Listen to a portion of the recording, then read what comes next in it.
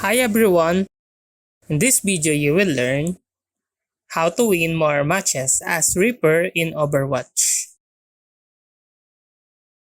Reaper excels in close quarters. Position yourself to capitalize on their advantage.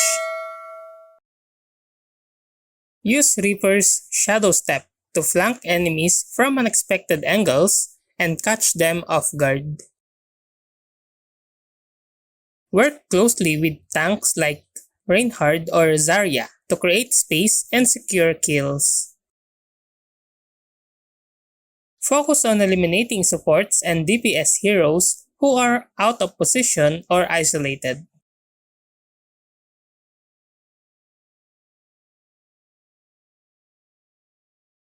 Inform your team when dealt Blossom is ready to coordinate team wipes or key engagements. Inform your team and save rate to form for escaping dangerous situations or avoiding incoming crowd control.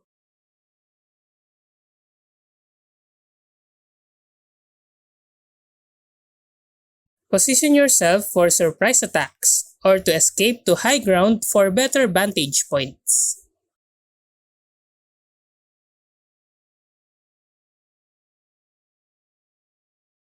Be aware of enemy abilities like stun or knockbacks that can counter your engagements.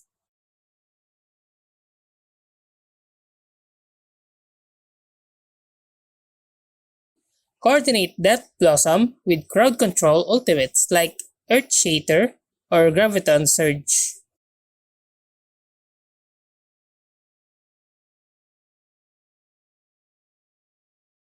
Prioritize enemies with low health or key abilities on cooldown for quick eliminations.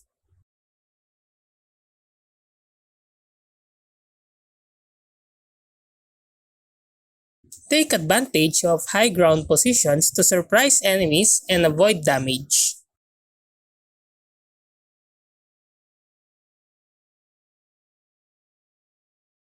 Position yourself at choke points to punish enemies trying to push through.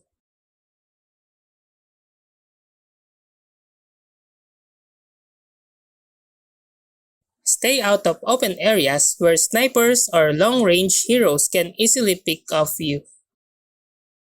And that's how to win more matches as Reaper in Overwatch.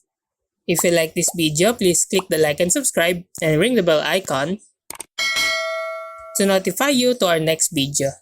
Thank you for watching!